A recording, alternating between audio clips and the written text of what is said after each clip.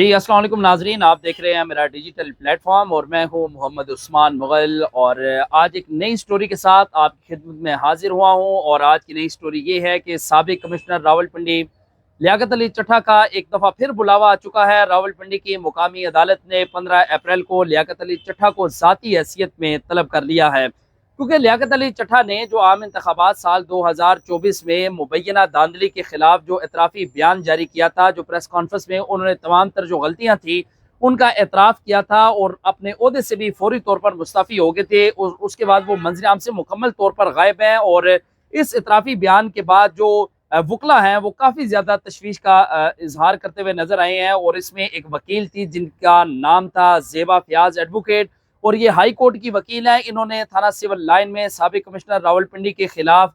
جو اعترافی بیان تھا، جس میں انہوں نے جو درخواست دائر کی تھی، اس درخواست میں ان کا یہ موقف تھا کہ کمشنر راولپنڈی نے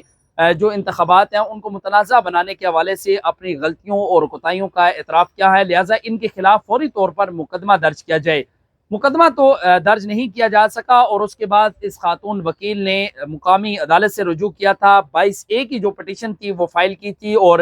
22A کی پٹیشن فائل ہونے کے بعد جب پولیس سے جواب طلب کیا گیا تو پولیس نے اپنے جواب میں یہ کہا، جو جواب پولیس کی جانب سے 1 مارچ کو جمع کروایا گیا تھا، اس میں یہ کہا گیا تھا کہ کمشنر راولپنڈی جو تھے انہوں نے جب یہ پریس کانفرنس کی 17 فروری کو، اور چونکہ 8 فروری کو انتخابات ہوئے تھے، اور 8 فروری کے انتخابات کے بعد 17 فروری کو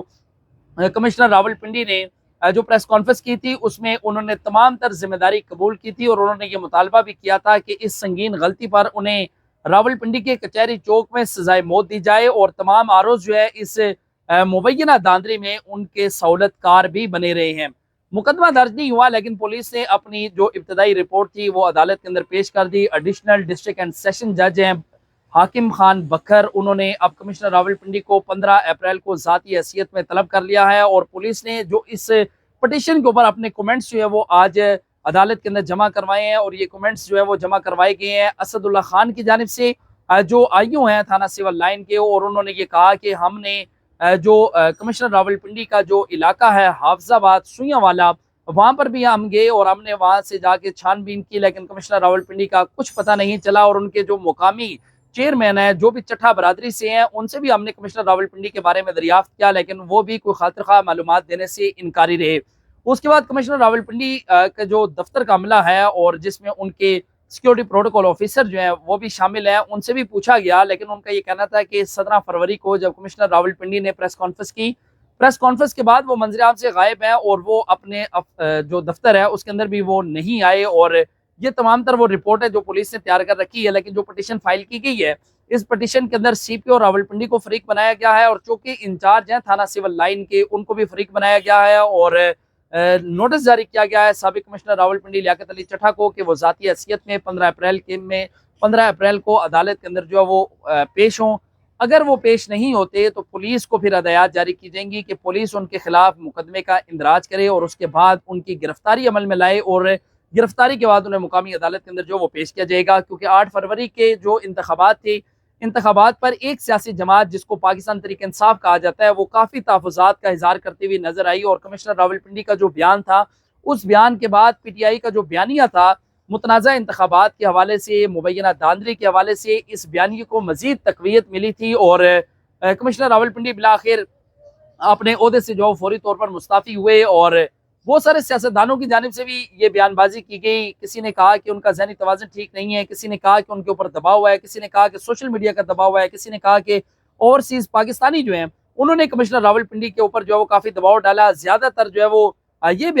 بیانات سامنے آئے کہ کمشنر راولپنڈی نے یہ پریس کانفرنس جو ہے وہ پاکستان تحریک انصاف کے 2 رہنما جو ہیں ان کے کہنے پر کی، اور ایک میں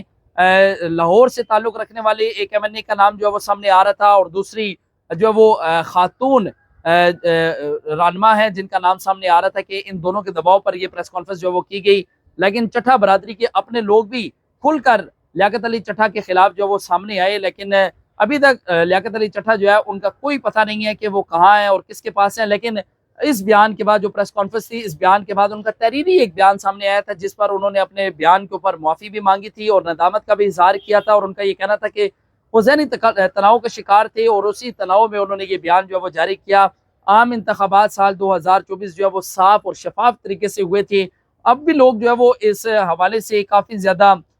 تحفظات کا شکار ہیں کہ ان کے پریس کانفرنس کو درست تصور کیا جائے یا ان کا جو تحریری بیان تھا اس کو درست تصور کیا جائے، اور اسی حوالے سے کمشنر راولپنڈی کو اب عدالت نے طلب کیا ہے کہ وہ 15 اپریل کو عدالت میں پیش ہوں اور اپنا موقف جو ہے وہ عدالت کے سامنے رکھے۔ لیکن ہم نے دیکھا کہ اس کے بعد قائم مقام کمشنر راولپنڈی جو تھے، جو D G R D A Saif Anwar جفا تھے، ان کو بھی 2 دن کے لیے راولپنڈی کمشنر کا عہدہ جو ہے وہ دیا گیا، اور اس کے بعد باقاعدہ ایک نوٹیفیکیشن جاری کیا گیا عبدالعامر خان خٹک کا، اور عبدالعامر خان خٹک نے کمشنر راولپنڈی کی پریس کانفرنس کے 5 دن کے بعد بطور کمشنر راولپنڈی جو ہے وہ اپنے عہدے کا چارج سنبھال لیا تھا۔ اب راولپنڈی کے جو سابق کمشنر تھے ان کے حوالے سے مزید 3 انکوائریز جو ہیں وہ بھی اپنے حتمی مراحل کے اندر جو وہ داخل ہو چکے ہیں۔ اب دیکھنا یہ ہے کہ کمشنر راولپنڈی اپنے اسی بیان کے اوپر جو ہے وہ منظر عام پر آنے کے بعد قائم رہیں گے یا جو تحریری بیان آیا اس کی تائید کریں گے، اور یہ اب آنے والا وقت ہی بتائے گا۔ پولیس کے حوالے سے بھی تمام تر رپورٹ جو ہیں وہ عدالت نے طلب کر لی ہیں۔ 15 اپریل کو کمشنر راولپنڈی جو ہے وہ عدالت پیش ہوں گے یا نہیں، یہ کچھ بھی کہنا جو ہے وہ قبل از وقت ہوگا، لیکن اس حوالے سے تمام تر جو بھی حقائق ہوں گے اپنے ولاگ کے ذریعے آپ کے گوش گزار کرتا رہوں گا۔ تب تک کے لیے اجازت دیجیے گا، اللہ نے کے بعد۔